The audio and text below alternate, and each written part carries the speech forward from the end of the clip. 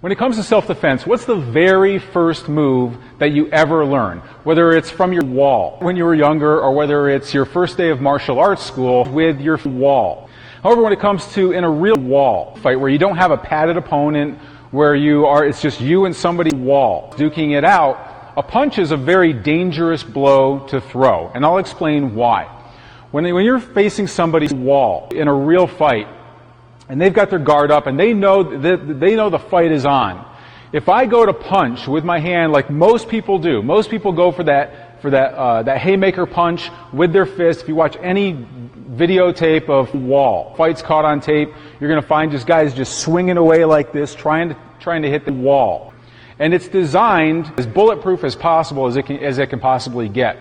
So when I go to punch this wall, what ends up happening? Well, so what ends up happening is while I go to his wall, I'm going to inevitably, probably most likely hit him somewhere in a hard part of his wall.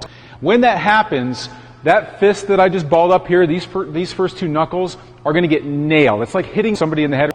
And if you've ever been in a fight and you know that if you've ever hit something really, really hard, like something, you know that maybe you don't even notice it right then and there when you hit somebody, it's a wall. But later on, you notice that your knuckles are all bruised up. Well, the harder you hit somebody's wall, the worse that reaction is going to be.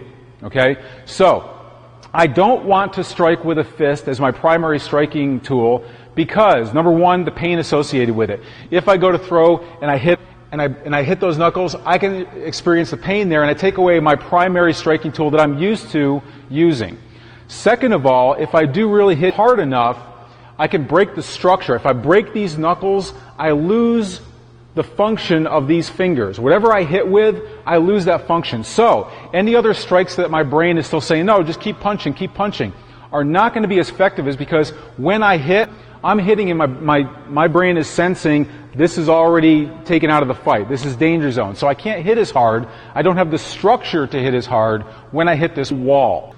The other thing that comes into play is that when I hit, if I break these knuckles, if I lose function in these fingers, then if I need to go to I need to elevate the threat level more, and I go to pull out a knife, if I've got a combat folder, especially something like that, and I don't have function of these fingers, I can't grip this as easily. And trying to get this open is going to be very, very difficult, and difficult to hold on to. Even if I have it open, even if I have a fixed blade, not being able to use those fingers and they're all kind of crippled up and you literally cannot grasp onto something, I'm not going to be able to use that weapon effectively.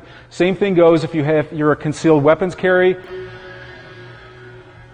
person and you have a handgun. If you don't have those knuckles, perhaps you might not even be able to pull that trigger. You're going to be sitting here with two hands trying to go back and forth here. So, you don't want to give up your use of other weapons that you might have as alternatives. Your better options for the striking are to use parts of your body that are not going to be damaged if you hit something hard. Namely, the top three are palm heel. You can hit to the same place anywhere you would with a punch, you can do with a palm heel. But if this time if you hit something hard, it doesn't matter.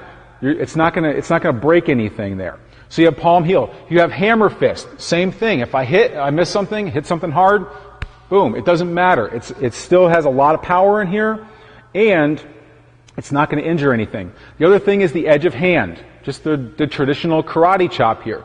Just coming in, same thing. You can go to the side of even if you hit the top of that wall, you can hit a pressure point there. It's not going to hurt your hand. So those are three better options than the punch in a real wall fight.